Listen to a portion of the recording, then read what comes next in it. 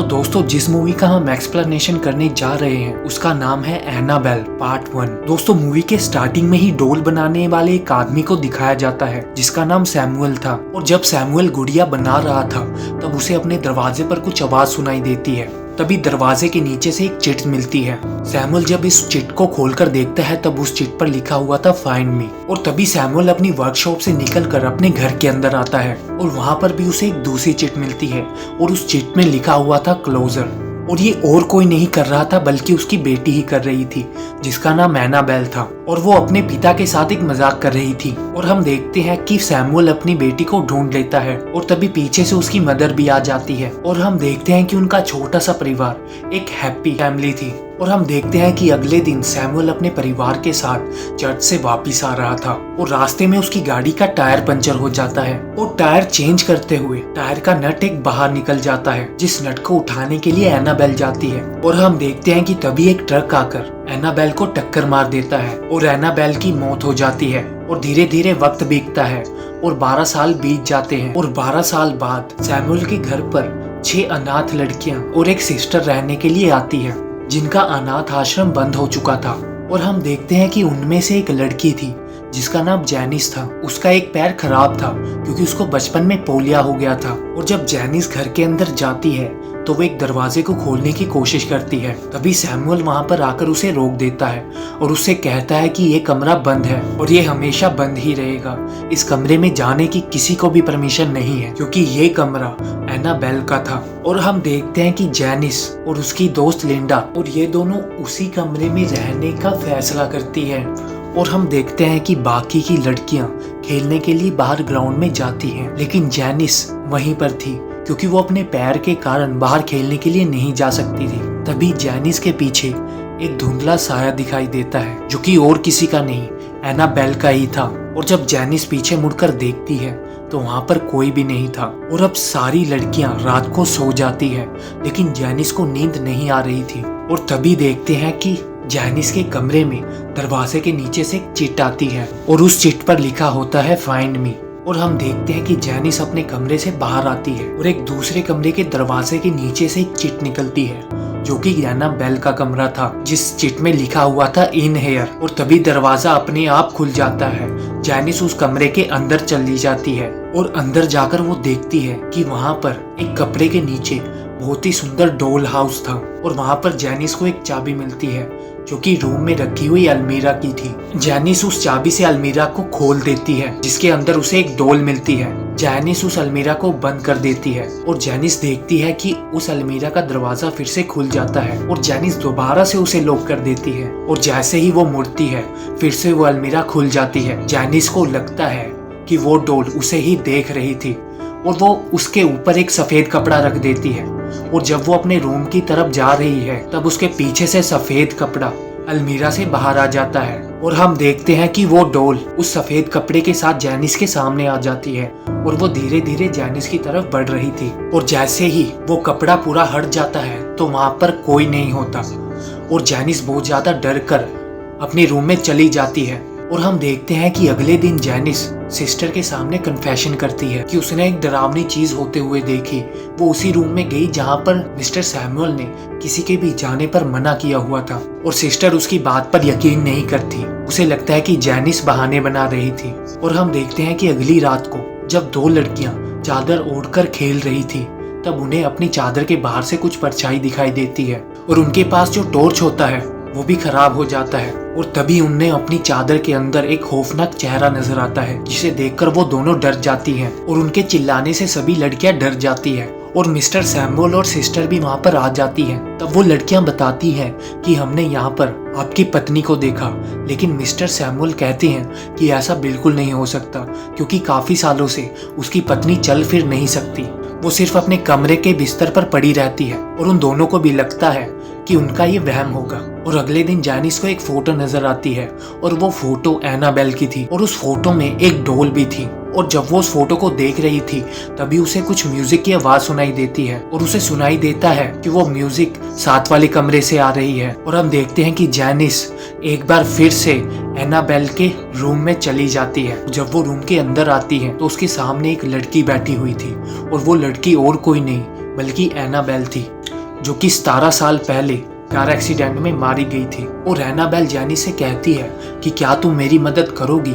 तब जैनिस पूछती है कि तुम्हें क्या मदद चाहिए। तब एनाबेल कहती है कि मुझे तुम्हारी आत्मा चाहिए। और हम देखते हैं कि उसका चेहरा बहुत ज्यादा डरावना हो जाता है और जैनिस वहां से भाग जाती है। और जैनिस जब अपने कमरे के तरफ बढ़ती है तो उसका दरवाजा बंद हो जाता है और जैनिस चिल्लाती है, लेकिन उसकी आवाज सुनने वाला कोई नहीं था। और एनाबेल जैनिस को हवा में उड़ा देती है और ऊपर से नीचे गिरा देती है, जिससे कि जैनिस बहुत ज्यादा जख्मी हो जाती है। और अगले दिन हमें दिखाया जाता है कि जैनिस का दूसरा पैर भी टूट चुका है और वो व्हील चेयर पर है। और वो कमरे में आने के बाद सिस्टर को बताती है कि वो रात सीढ़ियों से नहीं गिरी थी, बल्कि किसी ने उसे ऊपर से नीचे फेंक दिया था। वो सिस्टर को बताती है कि इस घर में कोई बुरी शक्ति है जो उसकी आत्मा चाहती है। और इस बार सिस्टर जैनिस पर यकीन कर लेती है और सिस्टर जैनिस को बताती है कि ऐसी शैतानी ताकतें उन लोगों पर हमला करती है जो कि दिमाग से कमजोर होते हैं, लेकिन तुम तो दिमाग से बहुत मजबूत हो। और अगले दिन जैनिस की दोस्त लिंडा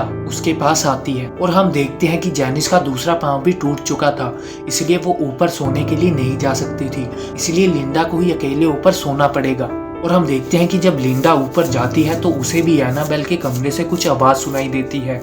और जब वो चाबी वाले होल से कमरे के अंदर देखती है और वो देखती है कि एक डोल झूलती हुई कुर्सी पर बैठी हुई है। और जब वो दरवाजा खोलकर देखती है तब कुर्सी के ऊपर कोई नहीं होता। लिंडा डर कर अपने कमरे में आकर बेड के ऊपर चढ़ जाती है और जब वो बेड से नीचे देखती है तो फर्श पर पैरों के निशान बने हुए थे और वहां उसे वही डोल मिलती है जो उसे एनाबेल के कमरे में दिखी थी। और अगले दिन हम देखते हैं कि सिस्टर जैनिस को बाहर धूप में घुमाने के लिए लाती है और उसे वहां पर धूप सेकने के लिए छोड़कर वहां से चली जाती है। और हम देखते हैं कि पीछे से जैनिस की व्हीलचेयर पर कोई धक्का देता है और इससे वो बहुत ज्यादा घबरा जाती है। और हम देखते हैं कि वहां सामने एक गैरेज था जहां पर मिस्टर सैमुअल किसी जमाने में डोल बनाया करते थे। उसका दरवाजा अपने आप खुल जाता है और हम देखते हैं कि जैनिस की व्हीलचेयर को कोई पीछे से धकेलना शुरू करता है और वो जैनिस को उसी गैरेज के अंदर फेंक देती है। और वहां पर लकड़ी का एक प्लेटफॉर्म होता है जिसके नीचे जैनिस छिप जाती है और वहां पर जैनिस देखती है कि एनाबेल उसी की तरफ आ रही थी और वो जैनिस को पकड़कर अपने मुंह से कुछ निकालकर जैनिस के मुंह में डाल देती है। और वो तभी बहुत तेज से चिल्लाती है जिसकी आवाज सुनकर सभी वहां पर आ जाते हैं। और जब सभी अंदर आते हैं तो वो देखते हैं कि जैनिस अपनी व्हील चेयर पर बैठी हुई है और उसके चेहरे पर कोई भी डर नहीं है, जैसे कि कुछ हुआ ही ना हो, क्योंकि जैनिस के शरीर पर शैतान का कब्जा हो चुका था। वहीं हमें अगले सीन में लिंडा दिखाई देती है जो कि बहुत परेशान थी। और हम देखते हैं कि तभी वहां पर सैमुअल आ जाता है और लिंडा सैमुअल को बताती है कि वो उनकी बेटी के कमरे में गई थी और वहां पर उन्हें उनकी बेटी एनाबेल दिखाई दी थी और वहां पर उन्हें सफेद कपड़े वाली एक डोल भी मिली थी, जिसे सुनकर सैमुअल भी डर जाता है। और जब वो घर के अंदर जाता है तब उसे कुर्सी पर बैठी हुई वही डोल नजर आती है और उसी के पास एक चिट्ठी रखी हुई थी जिसमें लिखा हुआ था फाइंड यू। और हम देखते हैं कि तभी पीछे से जैनिस आ जाती है जो कि चल नहीं पाती थी और वो एक शैतान का रूप ले लेती है। और सैमुअल जिसके हाथ में एक क्रॉस होता है वो जैनिस की तरफ कर देता है और हम देखते हैं कि एक एक कर सैमुअल के हाथ की उंगलियां टूटने लग जाती है। और हम देखते हैं कि जो शैतान उस ढोल पर हावी था वो सैमुअल को मार देता है। और हम देखते हैं कि लिंडा उसी रात जैनिस के कमरे में जाती है और उसके पास रखी डोल को उठाकर घर के बाहर ले जाती है और सिस्टर उसे बाहर जाते हुए देख लेती है और वो उसका पीछा करती है। और हम देखते हैं कि लिंडा एक कुएं के पास जाकर उसे कुएं में फेंक देती है और जब वो कुएं के अंदर झांकती है तो कुएं में से 2 हाथ निकलते हैं और उसे भी कुएं के अंदर धकेल लेते हैं। लेकिन तभी सिस्टर लिंडा को पकड़कर वहां से बाहर खींच लेती है। हम देखते हैं कि वो दोनों वापस से घर आ जाते हैं और तभी सिस्टर सैमुअल की पत्नी के पास जाती है और उनसे पूछते हैं कि ये सब यहाँ पर क्या चल रहा है। और वो बताती है कि आज से 17 साल पहले जब उनकी बेटी की मौत हुई थी तब हमने इस घर में कुछ ऐसी शक्तियों को बुलाया था जो कि उनकी बात उनकी बेटी से करवा सके और इस घर में उनको वापस ला सके। और शुरू में उन्हें इन सब का एहसास हुआ और उन्हें एक चीट मिली थी और उनकी बेटी एनाबेल ने सैमुअल की बनाई हुई डोल में घुसने की इजाजत मांगी ताकि वो सब उनके साथ उसी घर में रह सके और हम दोनों ने उसे वो इजाजत दे दी। और इसके बाद वो देखते हैं कि एनाबेल की शक्तियां बढ़ गई और उन्हें एनाबेल सरेआम दिखने लगी थी और वो हमेशा उन दोनों के आसपास रहती थी। और वो बताती है कि एक दिन उन्होंने मिरर में उसकी बेटी को देखा, तब उन्हें पता लगा कि वो उनकी बेटी नहीं है बल्कि कोई और ही शक्ति है जो उन्हें हमेशा धोखा दे रही थी।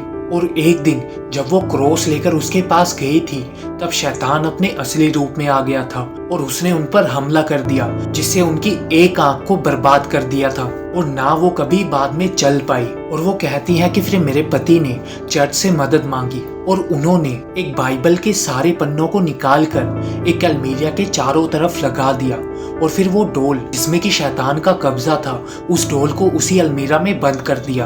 और उन दोनों को लगा कि अब शैतान यहाँ से जा चुका है, इसलिए उन्होंने अपने पापों का प्रायश्चित करने के लिए अपने घर में अनाथ लड़कियों को रखा। और हमें लगता है कि वो शैतान शायद यही चाहता था और अब फिर से वो शैतान आजाद हो चुका है। और उन्हें लगता है कि जब पहली बार उस अलमीरा को खोला गया था तभी वो शैतान आजाद हो गया था और अब उस शैतान का वास जैनिस के शरीर में है। और दूसरी तरफ दिखाया जाता है जहाँ पर सारी लड़कियां मिलकर जैनिस के पास जाती हैं और तभी जैनिस अपने दोनों पैरों पर खड़ी हो जाती है और ये देखकर सारी लड़कियां हैरान हो जाती है और सभी लड़कियां भागकर नीचे सिस्टर के पास आती हैं। वो सभी बताती है कि जैनिस ने हमारे ऊपर चाकू से हमला किया। और तब सिस्टर उन्हें कहती है कि तुम जल्दी से पुलिस को कॉल करो और वो खुद ऊपर चली जाती है, जहाँ वो कमरे में जैनिस को अपने दोनों पैरों पर खड़ी होती देखती है। और वहाँ पर लिंडा और एक दूसरी बच्ची होती है जो उस कमरे में फंसी हुई थी।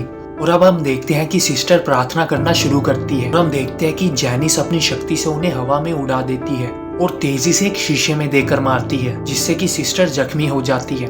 और हम देखते हैं कि लिंडा और दूसरी लड़की वहाँ से भाग जाती हैं, लेकिन लिंडा जब भाग रही थी तो वो गिर जाती है और फिर एक शैतानी शक्ति उसे उसी कमरे में खींच लेती है जो कमरा एनाबेल का था। और हम देखते हैं कि बाकी की लड़कियां मिलकर मिस्टर सैमुअल की पत्नी के रूम में जाती हैं और वो उनके कमरे में जाकर देखती है कि मिसेस सैमुअल की अब मृत्यु हो चुकी है। और सारी लड़कियां वहां से डर के भागकर बाहर गाड़ी स्टार्ट करने की कोशिश करती हैं, लेकिन उनसे गाड़ी स्टार्ट नहीं होती। और तभी हमें लिंडा को दिखाया जाता है जो उस अलमीरा के अंदर चली जाती है और वहां पर हमें जैनिस दिखाई जाती है जो कि लिंडा को ढूंढ रही थी। और उस अलमीरा के अंदर वही डोल भी होती है जो लगातार लिंडा को देख रही थी।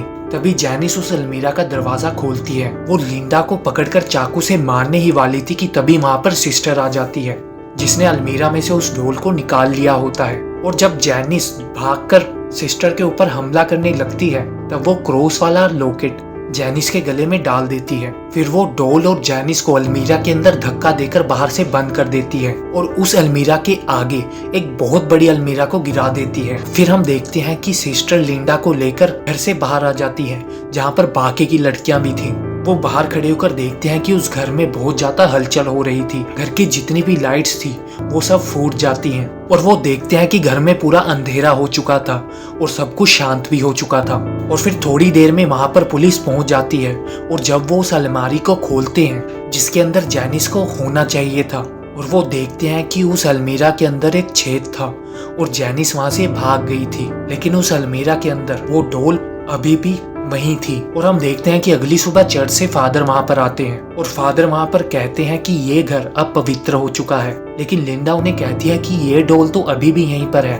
तब फादर उन्हें समझाते हैं कि ये डोल सिर्फ एक जरिया था, लेकिन अब वो शैतान कहीं और जा चुका है। और इस हादसे के बाद ये सब इस जगह को छोड़कर यहाँ से चले जाते हैं। और फिर अगले सीन में हमें एक अनाथ आश्रम को दिखाया जाता है जहाँ पर एक कपल बच्चों को अडॉप्ट करने के लिए आया था। वहाँ एक सिस्टर उन्हें एक लड़की के पास ले जाती है और ये लड़की और कोई नहीं बल्कि जैनिस ही थी, लेकिन ये लड़की अपना नाम एनाबेल बताती है क्योंकि उस शैतानी शक्ति ने अभी भी इसके शरीर पर कब्जा किया हुआ था। और धीरे धीरे वक्त बीतता है और एनाबेल यानी जैनिस बड़ी हो जाती है और वो अपने बॉयफ्रेंड के साथ मिलकर अपने ही माँ बाप जिन्होंने उसे अडॉप्ट किया था उन्हें मार देती है, क्योंकि जैनिस अब एक ऐसे ग्रुप की सदस्य भी है जो एंटी रिलीजन कामों को बढ़ावा देती है।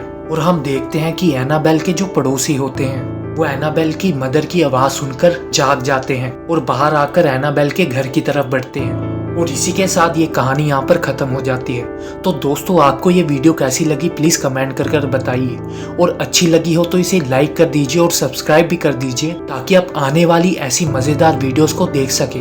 तो दोस्तों, मिलते हैं अगली वीडियो में।